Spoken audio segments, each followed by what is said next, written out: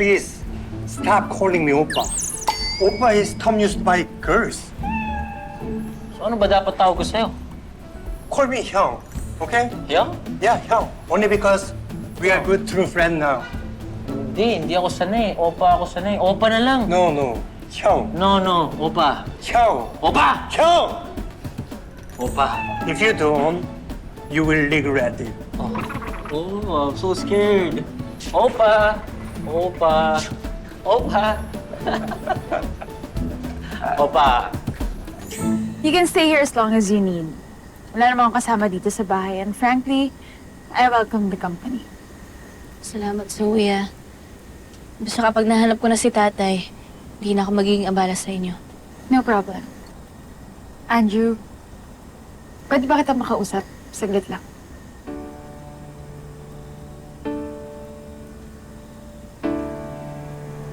Ano man?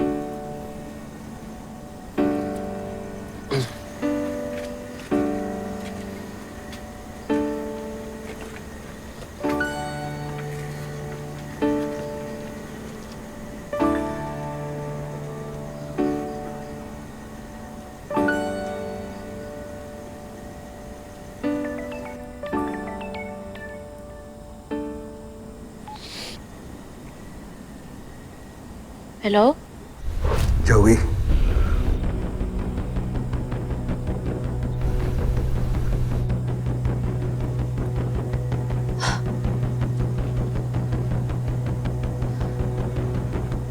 Tay! Joey anak.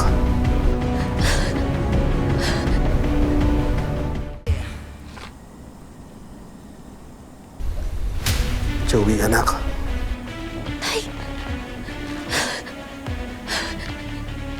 Sabi ko, Tay! Hindi talaga ako naniwala patay ka, Tay. Naramdaman ko na buhay ka pa. Sino kasama mo dyan? Wala po. Huwag mo sabihin kay Andrew na ako kausap mo. Paano po nalaman kasama ko si Andrew?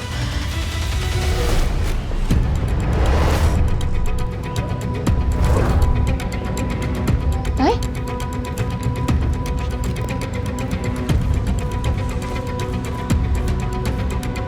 Tay! Tama nga ako. Ikaw yung lalaking sinusunod ko kanina. Pero tayo, paano nangyari yun? Di ba? Sunog na sunog yung sasakyan mo? Paano ka nakapunta dito? Ba't di ka umuwi sa atin? Mahabang storya, anak. Nung bumalik ako sa serbisyo, naramdaman ko na nasa panganib ang buhay ko.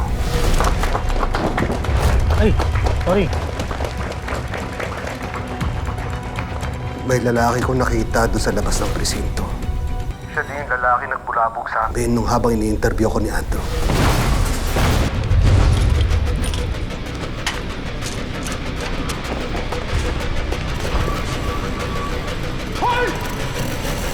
At siya din yung lalaking nakita ko sa bahay natin.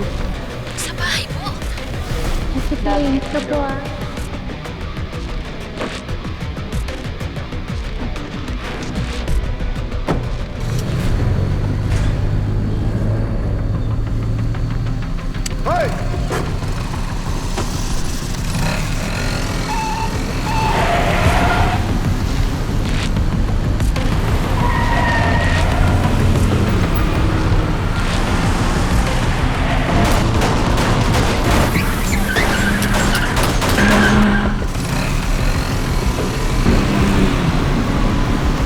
Sige, habulin mo ako.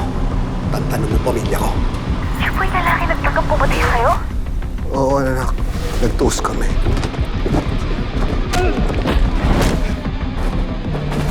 Pagkatapos doon, nakita ko meron siyang dalang litrato.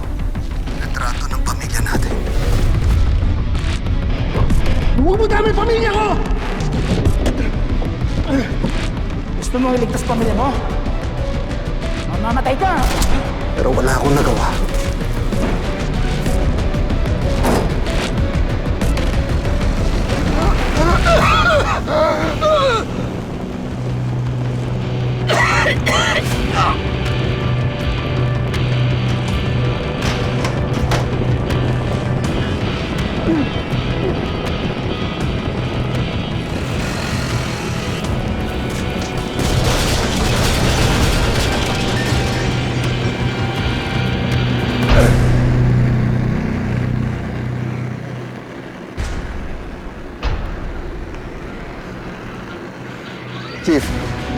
Kailangan ko ng tulong.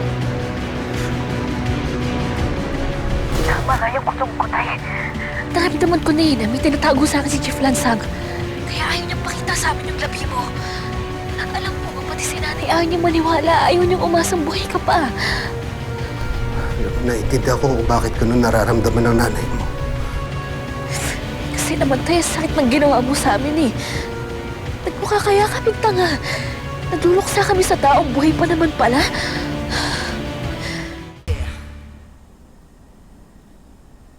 Alam mo, hindi pa rin nagbabago yung itsura mo. Gwapo ka pa rin. Medyo nag-mature lang din siguro ng konti. Well, tumatanda na rin kasi. It's been 4 years since we last saw each other. Hindi ko hindi age eh. Stress. Well, it's a stressful job. Gusto ko talagang makuha itong expose ito. Yan ba talaga yung gusto mo? Sure ka dyan, ah? What else?